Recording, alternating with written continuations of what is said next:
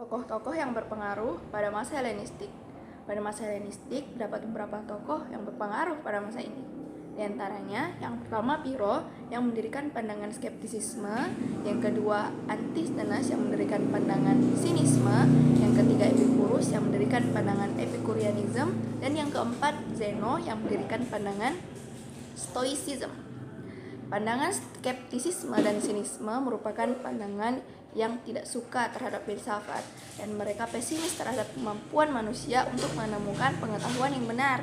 Selanjutnya, pandangan Epicureanism dan Stoicism yang merupakan reaksi terhadap pandangan skeptisisme dan sinisme serta bertujuan untuk mengembalikan marwah filsafat. Tokoh-tokoh pemikiran pada masa Kekaisaran Romawi. Yang pertama Pilo pada tahun 25 Masehi sampai dengan 50 Masehi. Jiwa raga manusia itu terpisah. Raga dari tanah, jiwa dari Tuhan. Sumber pengetahuan itu bukan dari panca indera, tapi dari pemberian Tuhan. 2 Galen tahun 130 sampai dengan 200 Masehi. Ia percaya unsur dari sistem tubuh memiliki kemampuan untuk mengembangkan 4 tipe kepribadian berdasarkan cairan tubuh, yaitu darah sanguin, empedu kuning kolerik, empedu hitam melankolis, lendir itu sebagai pragmatis.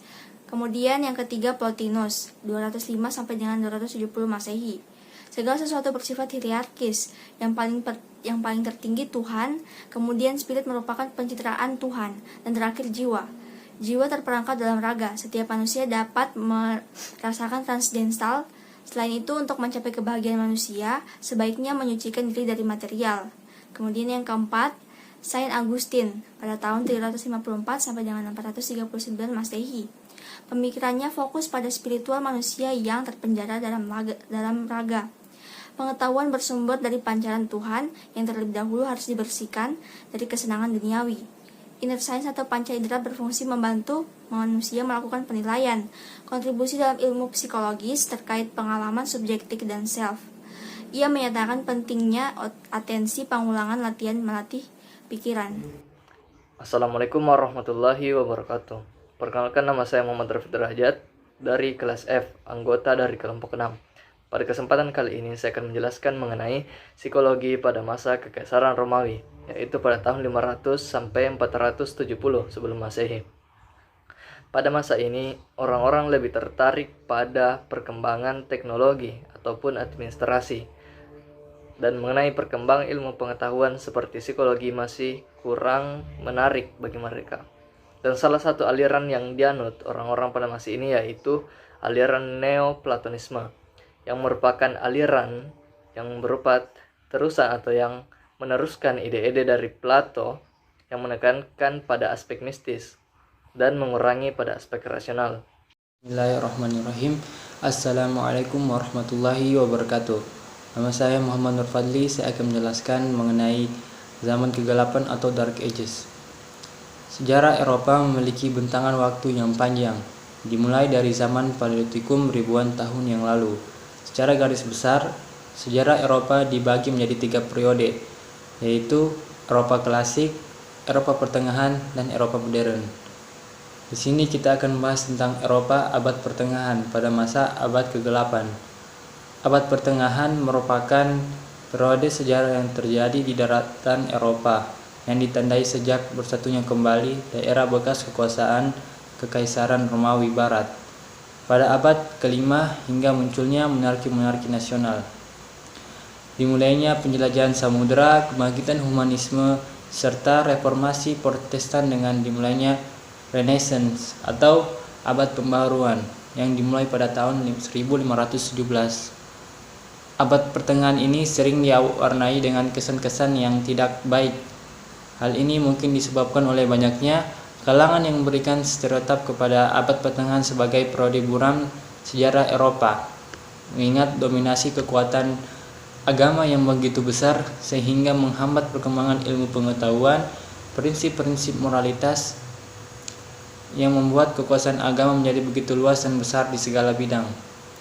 Abad pertengahan merupakan abad kebangkitan religi di Eropa. Pada masa ini, agama berkembang dan mempengaruhi hampir seluruh kegiatan manusia, termasuk pemerintahan. Sebagai konsekuensinya, Sains yang telah berkembang di zaman klasik dipinggirkan dan dianggap sebagai ilmu sihir yang mengalihkan perhatian dari pemikiran ketuhanan. Eropa dilanda zaman kegelapan sebelum tiba zaman pembaharuan. Yang dimaksud zaman kelam atau zaman kegelapan ialah zaman masyarakat Eropa menghadapi kemunduran intelektual dan kemunduran ilmu pengetahuan menurut Ensiklopedia Americana. Zaman ini berlangsung selama 600 tahun dan bermula antara zaman kejatuhan kerajaan Romawi dan berakhir dengan kebangkitan intelektual pada abad ke-15 Masehi. Keadaan ini merupakan wujud kekuasaan agama, yaitu gereja Kristiani yang sangat berpengaruh. Gereja serta para pendeta mengawasi pemikiran masyarakat serta juga politik. Mereka berpendapat hanya gereja saja yang pantas untuk menentukan kehidupan, pemikiran, politik, dan ilmu pengetahuan. Akibatnya, banyak kaum cendekiawan yang terdiri daripada ahli-ahli teori yang bertentangan dengan pandangan gereja maka ditangkap dan bahkan dibunuh. Segala keputusan pemerintah dan hukum negara tidak diambil berdasarkan demokrasi di parlemen seperti ketika zaman Kekaisaran Roma. Keputusan tersebut langsung diambil dan dieksekusi langsung oleh majelis dewan gereja. Setiap individu berhak berpendapat, karena pada zaman itu yang berhak mengeluarkan pendapat keputusan adalah para ahli agama. Bahkan segala sesuatu yang bertentangan dengan penafsiran dewan gereja merupakan pelanggaran hukum yang berat. Adapun tokoh-tokoh yang berkembang atau yang terkenal pada abad pertengahan akhir yaitu Nikolaus Cusanus yang beranggapan bahwa Allah adalah objek sentral bagi intuisi manusia, karena menurutnya dengan intuisi manusia dapat mencapai yang terhingga, objek tertinggi filsafat, di mana tidak ada hal-hal yang berlawanan. Dalam diri Allah semua hal yang berlawanan mencapai kesatuan. Semua makhluk berasal dari Allah dan pencipta, dan segalanya akan kembali pula kepada penciptanya. Nikolaus Cusanus sebagai tokoh pemikir yang berada pada paling akhir di masa ini. Menurut pendapatnya terdapat 3 cara untuk mengenal, yaitu lewat indera, akal, dan intuisi. Dengan indera kita akan mendapatkan pengetahuan tentang benda berjasad yang sifatnya tak sempurna. Dengan akal kita akan mendapatkan bentuk-bentuk pengertian yang abstrak berdasarkan pada sajian atau tangkapan indera. Dengan intuisi kita akan mendapatkan pengetahuan yang lebih tinggi sebagaimana dijelaskan pada paragraf sebelumnya. Dan selanjutnya yaitu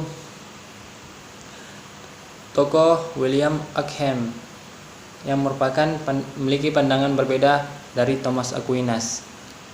Tulisan-tulisannya, pemikirannya menyerang kekuasaan gereja dan teologi Kristen. Karenanya ia tidak begitu disukai dan kemudian dipenjarakan oleh Paus. Namun ia berhasil meloloskan diri dan meminta suaka politik kepada Kaisar Louis keempat, sehingga ia terlibat konflik berkepanjangan dari gereja dan negara. William Ockham merasa membela agama dan dengan menceraikan ilmu dari teologi. Tuhan harus diterima atas dasar keimanan, bukan dengan pembuktian, karena kepercayaan teologis yang dapat didemonstrasikan. Itulah penjelasan mengenai zaman kegelapan atau Dark Ages. Sekian dari saya. Wassalamualaikum warahmatullahi wabarakatuh.